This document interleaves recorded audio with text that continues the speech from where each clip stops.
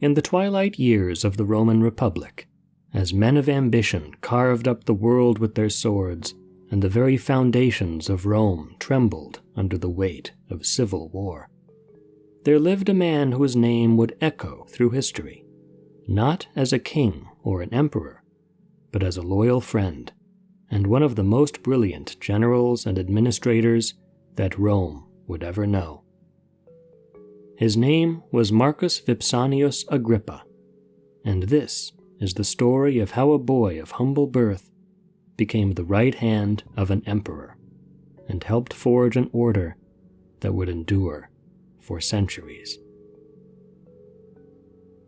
The year was 63 BC, a year when Gaius Julius Caesar was still in the midst of his political rise, when the orator Marcus Tullius Cicero would put down a conspiracy to overthrow the Senate, and when Pompey the Great in the east was annexing new territories to Rome's domain. But far from the marble halls where senators debated the fate of nations, a child was born who would one day hold that fate in his hands. Marcus Vipsanius Agrippa entered the world not in a palace, but in a modest household. His family respectable, but hardly noble, possessed of Roman citizenship, but not the ancient bloodlines that opened doors to power. In that same year, in a grander home on the Palatine Hill, another child drew his first breath, Gaius Octavius, who would one day, as the future heir of Caesar's legacy, become known as the revered Augustus, the first Roman emperor. These two boys, separated by the vast chasm of social class that defined Roman society, would find each other and forge a friendship that would reshape the world. The story of how their friendship grew in boyhood has been lost to time. As students, in society, or in the forum where citizens gathered to hear the great speakers of the day.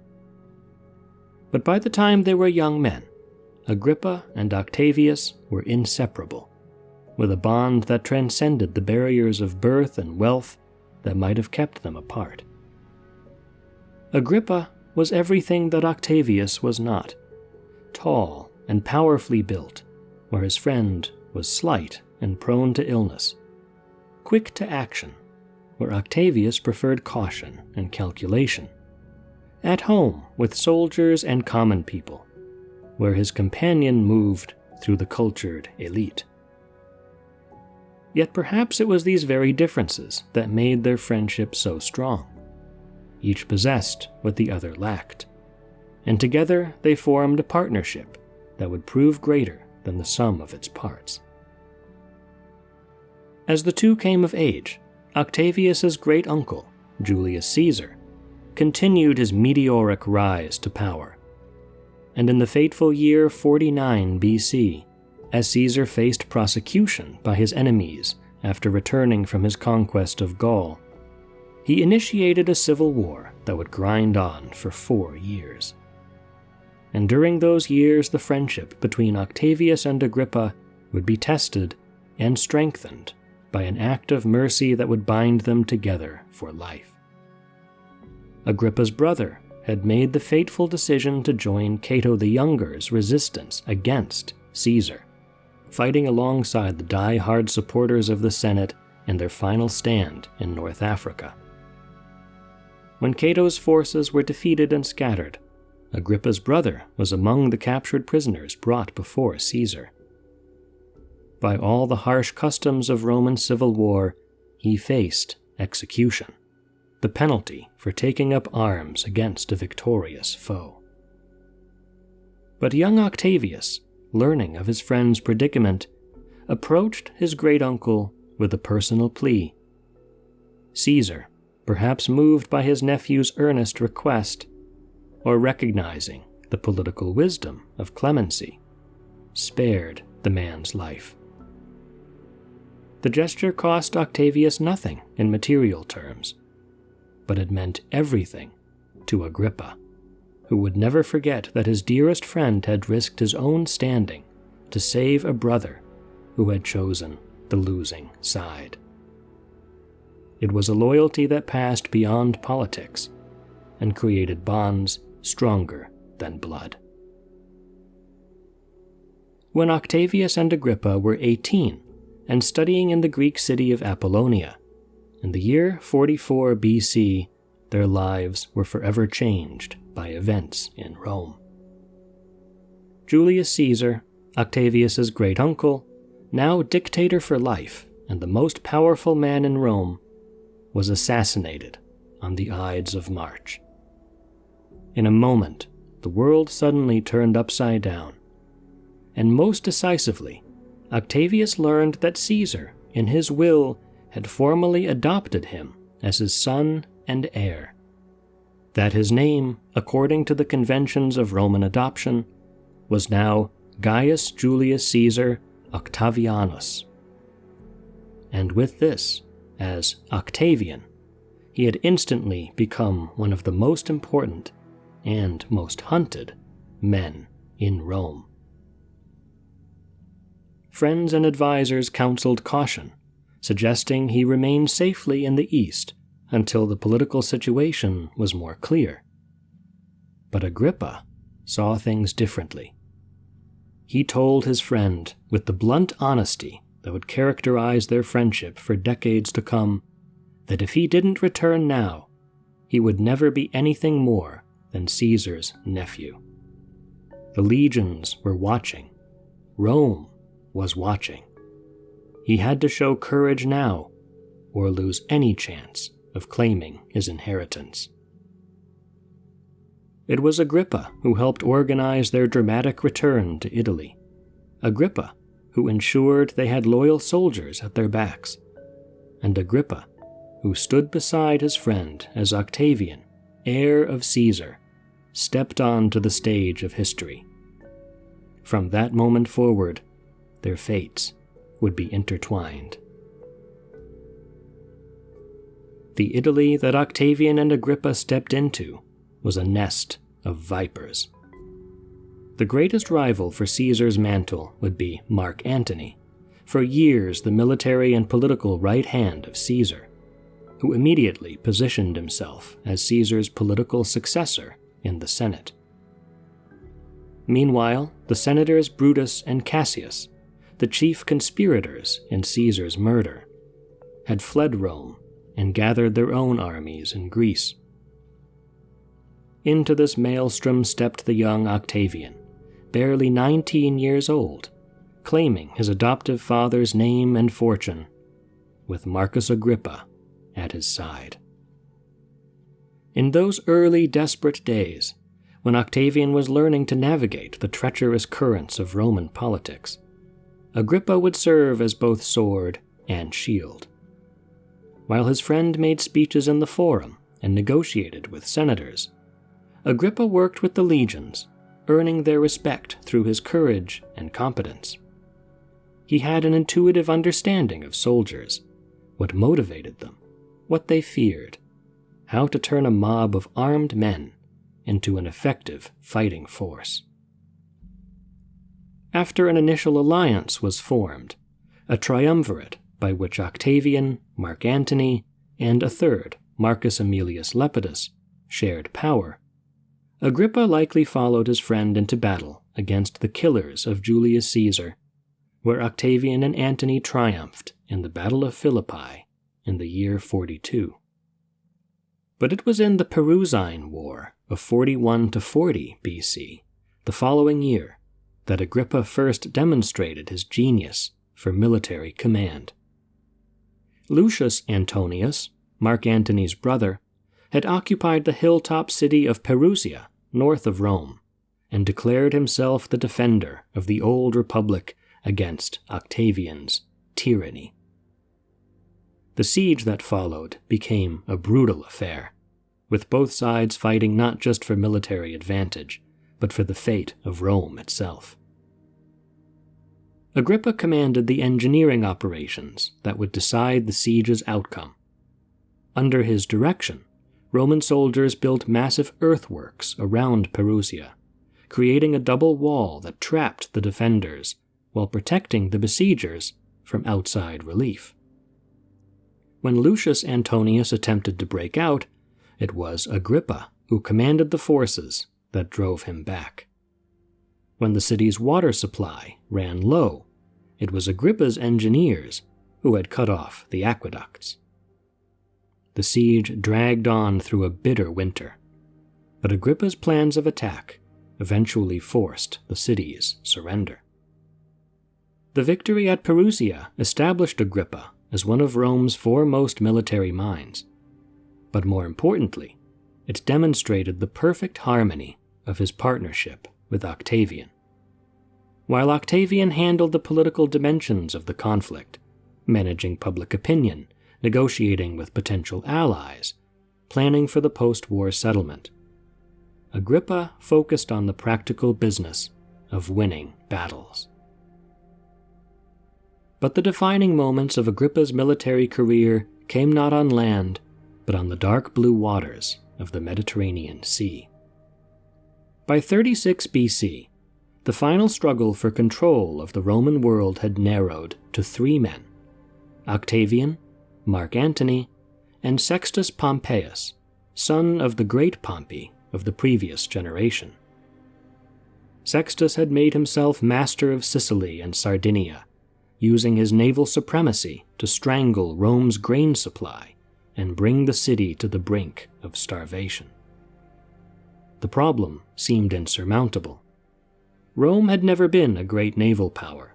Her strength lay in her legions, not her ships. Sextus commanded experienced crews and possessed secure bases from which to operate. His ships were faster, his captains more skilled, and he held the strategic advantage of controlling the central Mediterranean. But Agrippa saw possibilities where others saw only obstacles. If Rome lacked naval expertise, he would create it. If her ships were inferior, he would build better ones. If her sailors were inexperienced, he would train them until they could match any crew on the seas. The project he undertook was staggering in its scope and ambition. First, he ordered the construction of an entirely new harbor in the Bay of Naples, connecting the coastal Lake Avernus with the larger Lucrine Lake, and then to the sea itself. This artificial port, which came to be known as Portus Julius, could shelter and supply a fleet of 400 warships, one of the largest naval bases in the ancient world. While his engineers carved channels through solid rock and built massive breakwaters against the fury of storms, Agrippa revolutionized Roman naval tactics. He invented a new weapon called the harpax, an improved version of the traditional corvus boarding bridge that could be fired from a catapult to grapple enemy ships and draw them close for boarding. Since Romans excelled at close combat, this innovation would turn naval battles into the kind of hand-to-hand fighting where their soldiers held every advantage. Perhaps most importantly, Agrippa solved the problem of recruiting and training crews. Rather than trying to turn soldiers into sailors, he freed thousands of slaves with the promise that they would earn full Roman citizenship through naval service. These freedmen had everything to fight for, and they served with a dedication that matched the finest legionaries. The campaign that followed showcased Agrippa's tactical brilliance. Rather than seeking a single decisive battle, he employed a strategy of systematic pressure, using his superior numbers and secure bases to wear down Sextus's forces through a series of smaller engagements. When Sextus's fleet attempted to raid the Italian coast, Agrippa's squadrons were waiting. When enemy ships sought shelter in harbors, Roman marines would storm the beaches and attack from land. The climax came at the Battle of Naulacus in September of 36 BC.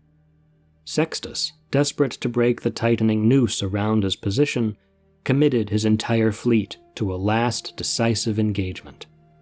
The battle raged for hours across the choppy waters between Sicily and the Italian mainland, with both sides fighting with the fury of men who knew that defeat meant death or slavery.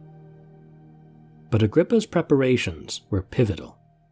His harpax weapons allowed Roman ships to grapple and board enemy vessels despite their superior seamanship. His well-trained crews maintained formation even in the chaos of battle, supporting each other and preventing Sextus's captains from isolating and overwhelming individual ships. And Agrippa himself was everywhere, racing from ship to ship in a swift galley, rallying wavering crews, exploiting weaknesses in the enemy line, personally leading boarding parties against the most dangerous opponents. By evening, Sextus's fleet had been annihilated. Rome's grain supply was secure. Sextus himself fled to Asia Minor, where he would eventually be captured and executed. And Octavian had eliminated another rival in his march toward supreme power. And Agrippa won the exceptional honor of receiving the corona navalis, a crown adorned with sculpted prows of ships, in recognition of extraordinary valor on the sea. Yet another climactic showdown loomed on the horizon.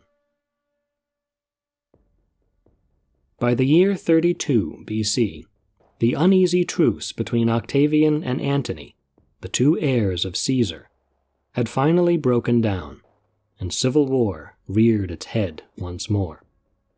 But this conflict would reach far beyond Rome. Antony, staying in Alexandria, had allied himself with Cleopatra, the Queen of Egypt, and claimed dominion over the wealthy eastern provinces. Octavian, still based in Rome, controlled the western provinces of Europe. For the winner of this contest, rule over all the Mediterranean world was at stake. Antony's position seemed formidable. He commanded experienced legions that had fought with him for years, controlled the vast wealth of Egypt and the eastern provinces, and possessed a massive fleet manned by experienced sailors. His lover and ally, Cleopatra VII, had wealth beyond measure, and was the last of the great Hellenistic rulers who had inherited the empire of Alexander the Great. But Agrippa had been preparing for this confrontation, had been modernizing and expanding Octavian's forces. He had established new naval bases along the Italian coast, recruited and trained fresh legions, and had been gathering intelligence about Antony's intentions.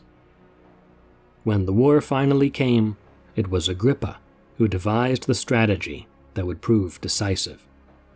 Rather than attempting to invade Egypt directly, a costly and dangerous proposition, he convinced Octavian to lure Antony into a naval confrontation in Greek waters, where Roman advantages in logistics and supply lines could be brought to bear. The campaign of Actium was a masterpiece of strategic planning. While Octavian handled the diplomatic and political aspects, securing allies among the Greek cities, maintaining morale at home, justifying the war to the Roman people, Agrippa focused on the military details. He positioned the Roman fleet to control key sea routes, established supply bases along the Greek coast, and began the slow process of strangling Antony's forces through blockade and attrition. By the time the two fleets finally met in battle off the coast of Actium in September of 31 BC, Antony's position was already desperate. His ships were undermanned due to disease and desertion. His supplies were running low, and many of his allies were beginning to waver. After the impressive groundwork already set in place by Octavian's side, the Battle of Actium itself was almost anticlimactic. faced with Agrippa's superior tactics and better prepared forces, and sensing that the tide of fortune had turned irreparably against them, Antony and Cleopatra abandoned their fleet and fled to Egypt with a small squadron of loyal ships. Their demoralized forces surrendered en masse, and Octavian found himself master of the Roman world. In the next year, as Octavian and Agrippa descended upon the capital of Alexandria, Antony committed suicide, and was followed soon after by Cleopatra, refusing to be a prize for the victorious enemy. And in the year 27 BC, amid the honors and powers the Senate conferred upon him as princeps, or first citizen, of Rome, Octavian was gifted the new name of Augustus, the name by which he would go down in history as Rome's first emperor. Perhaps more than any military prowess, what made Agrippa indispensable to Octavian was his loyalty and lack of personal ambition for supreme power. After Actium, he commanded the finest military machine in the world, and enjoyed the devotion of countless soldiers who had followed him to victory after victory. Had he chosen to challenge his friend, he might have succeeded. Instead, he spent the remainder of his career using his talents to strengthen and stabilize the new order that Octavian, now Augustus, was creating. With the civil wars finally ended, and Augustus established as Rome's commander, Agrippa might have imagined that his greatest work was done. But for Agrippa, peace brought not retirement, but a new kind of challenge: the task of transforming a war-weary republic into a stable and prosperous empire. Augustus understood that his new regime needed more than military victory to survive. It needed to improve the daily lives of ordinary Romans and provincials in tangible ways. And for this enormous task of reconstruction and reform, there was no one he trusted more than his old friend from their school days in Apollonia. Agrippa threw himself into his work with the same systematic thoroughness he had once applied to siege warfare. As Augustus's partner in government, through shared consulships with the princeps and other honorary titles and jurisdictions, he served as the empire's chief officer, handling many practical details of administration under Augustus. Perhaps his most visible achievement was the transformation of Rome itself, the city that had grown up haphazardly over centuries with narrow streets, inadequate water supply, and constant fire hazards, was systematically rebuilt under Agrippa's direction. He constructed new aqueducts that brought fresh water from mountain springs dozens of miles away. He enhanced a comprehensive sewer system, the Cloaca Maxima, that improved public health. And he created public spaces where Romans could gather and take pride in their city. Perhaps his most enduring masterpiece was the original Pantheon, not the domed structure of a century and a half later, but an earlier temple that he built to honor all the gods who had blessed Rome's victories. Though it would suffer fires and later be rebuilt by the emperors Domitian and then Hadrian in grand fashion, Agrippa's Pantheon represented a new vision of Roman architecture, one that emphasized permanence rather than mere functionality, and his name adorns the building to this very day. But Agrippa's administrative genius extended far beyond construction projects.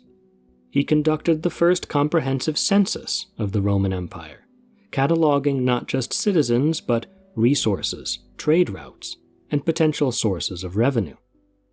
This massive undertaking provided Augustus with the detailed information needed to govern effectively and plan for the future. He standardized weights and measures across the empire, improved road networks to speed communication and trade, and established new colonies for retired veterans that helped spread Roman culture and maintain loyalty in frontier regions. In the eastern provinces, where local populations had little tradition of Roman law or custom, Agrippa served as Augustus's personal representative, skillfully balancing the need for imperial control with respect for local traditions. His diplomatic missions to Syria, Asia Minor, and other eastern territories helped consolidate Roman rule without provoking the kinds of revolts that had plagued earlier governors. Yet, for all his achievements, Agrippa's life was shadowed by the constraints of his position and the sacrifices demanded by his loyalty to Augustus.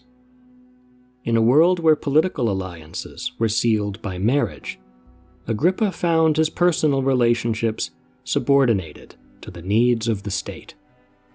His first wife, Caecilia Attica, came from an ancient patrician family and helped legitimize his rise to prominence. But when Octavian needed to strengthen ties with Mark Antony during their temporary alliance, Agrippa dutifully divorced her to marry Antony's stepdaughter, Claudia Marcella. The most poignant sacrifice came later, when Augustus asked his friend to give up Marcella and marry the emperor's own daughter, Julia. This marriage was intended to bind Agrippa even more closely to the imperial family and provide potential heirs to the throne. The marriage produced 5 children, including imperial heirs in Gaius and Lucius Caesar, but was not a matter of choice by either party. As he entered his 50s, the years of constant campaigning and administrative responsibility began to take their toll. Agrippa had spent nearly 3 decades in service to Augustus, traveling constantly between battlefields, construction sites, and provincial capitals. His health declined, and in the year 12 BC, while returning from another mission to the eastern provinces, Marcus Vipsanius Agrippa fell ill and died at 51 years old. Augustus was devastated by the loss of his oldest friend and closest collaborator. The emperor personally delivered the funeral oration, praising Agrippa not just as a great general and administrator, but as the truest friend a man could have. The death of Agrippa marked the end of an extraordinary partnership that had shaped the course of history. Without his military genius, Octavian might never have survived the chaos of the late Republic. Without his administrative skills, the Roman Empire might have collapsed under its own weight within a generation. Without his complete loyalty, the Augustan settlement might have fractured into renewed civil war. But perhaps Agrippa's greatest contribution to history was not any single battle won or building constructed, but rather his demonstration of what friendship could accomplish when guided by shared purpose and mutual trust. And in an age when personal relationships were typically subordinated to political calculation, when today's friend might be tomorrow's foe, the bond between Augustus and Agrippa represented something rare and precious. Agrippa's story is inseparable from that of Augustus, but perhaps we can find in his example something more admirable than another ambitious general or scheming senator. A man who understood that sometimes greatness lies not in claiming the throne, but in helping the right person ascend it, and ensuring they have the tools to rule wisely and well. In his own way, Agrippa built an empire that would endure for centuries, and he built it not for himself. The willingness to sacrifice personal glory to the greater good, to build something that will outlast any individual life. In the end, this may be the most Roman virtue of them all.